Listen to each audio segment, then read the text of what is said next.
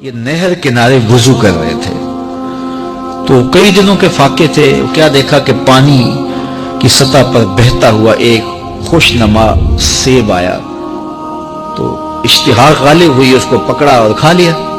جب کھا چکے تو پھر خیال آیا یہ تو میرا تھا ہی نہیں, یہ تو مال لقطہ تھا تو میں نے اس کو کھا لیا. اب اس کا مالک کیسے ملے؟ جس سمت سے پانی آ رہا تھا اس سمت سفر شروع کر دیا. کئی دنوں کی مسافت کے بعد دیکھا کہ ایک باغ ہے جس کی شاخیں اس پانی کی طرف لٹک رہی ہیں. سمجھ گئے کہ یہیں سے گرا ہوگا اور میں نے کھا لیا. خیر باغ میں پہنچے, مالک سے ملے, کہا کہ یوں میں نے ایک سیب کھا لیا ہے اور میرا غالب گمان یہ ہے کہ اس باغ کا وہ سیب تھا, تو میں معافی مانگنے آیا ہوں, یا پھر بتائیں کہ اس کا ہرجانہ کیا ہوگا. جب مالک باغ نے یہ بات سنی, وہ بھی صاحب نظر تھے, سمجھ گئے یہ تو کوئی در یگانہ ہے, یہ تو کوئی گوہر یکتا ہے, تو تیور بدل لیے. کہا ایسے تو نہیں معافی ملے گی. کہا حضرت کیسے ملے گی؟ کہا 12 سال تک میرے باغ کی گوڈی کرنا پڑے گی. اللہ اکبر. اور ایک شرط اس کے علاوہ ہوگی. کہا ٹھیک ہے, میری غلطی تو معاف ہو جائے گی نا. 12 سال تک باغ کی گوڈی کرتے رہے. ایک دن فرمانے لگے وہ صاحب باغ جو تھے کہ سیب توڑ کے لاؤ, مہمان آئے ہیں. تو وہ سیب توڑ کے لائے تو وہ کچے ہی تھے.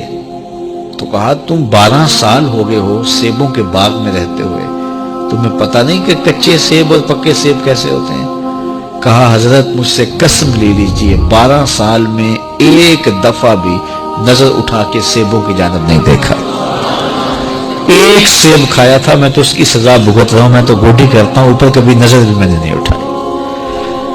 سینے سے لگا لیا. کہا ایک شرط تمہاری پوری ہو گئی, اب دوسری شرط ہے کہ میری ایک بیٹی ہے جو آنکھوں سے نابینا ہے, کانوں سے بہری ہے, بول سکتی نہیں, اور وہ اپاہج بھی ہے, چل بھی نہیں سکتی. اس سے تمہارا نکاح کرنا چاہوں, اگر تمہیں قبول ہے تو معافی ہو جائے گی. کہا ٹھیک ہے جی قبول ہے, میرا گناہ معاف ہو جائے, میں زندگی کاٹ لوں گا, کوئی بات نہیں ہے. خیر نکاح ہو گیا. کہا کہ یہ کمرہ ہے, یہاں آپ کی زوجہ آپ کی منتظر ہے. جب وہاں گئے تو ایک خوبرو دوشیزہ منتظر تھی, تو فوراً پلٹے کہ میں غلطی سے کسی اور کمرے میں آ گیا ہوں. پلٹتے ہوئے دروازے کی چوگاٹ سے سر پھٹ گیا, خون بہنے لگا. جب باہر آئے تو صحن میں پہنچے تو وہ بزرگ وہاں تھے. کہا کیا ہوا؟ کہ حضرت ایک غلطی کی سزا اتنی کاٹی, اب کہیں دوسری غلطی نہ ہو جائے. وہ تو کوئی اور ہے خاتون. کہا وہی تمہاری زوجہ ہے. تو میں بتاؤں کہ وہ بہری کیوں ہے؟ آج تک اس نے غیر محرم کی آواز نہیں سنی. تو میں بتاؤں کہ وہ بول کیوں نہیں سکتی؟ آج تک اس نے غیر محرم سے کلام نہیں کیا. اندھی اس طرح ہے, آج تک اس نے غیر محرم کو نہیں دیکھا.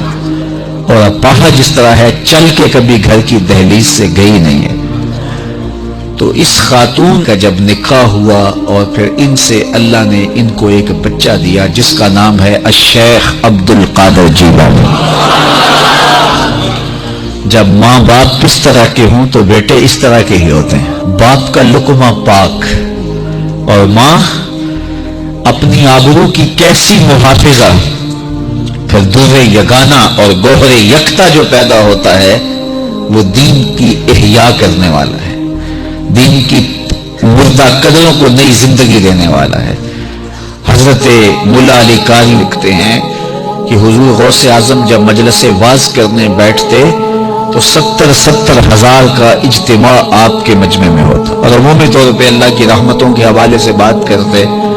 اور جس دن آپ اللہ کے قہر, غضب اور جلال کی بات کرتے, کئی جنازے اٹھتے. یہ آپ کی گفتگو کے اندر عصر کا رنگ اور شیرینی تھی. اللہ اکبر. تو باپ دیکھیے کہ رزق کے معاملے میں کتنا محتاط ہے, اور ماں دیکھیے اپنی عصمت کی کتنی حفاظت کرنے والی ہے. مائیں بچوں کی تربیت کرتی ہیں, ماؤں کے ذریعے سے پاکیزہ صرف بچے جنم لیتے ہیں. تو لہٰذا ماؤں کو اچھی تربیت کا حامل ہونا چاہیے تاکہ وہ آگے اچھی تربیت خود کر سکے. اللہ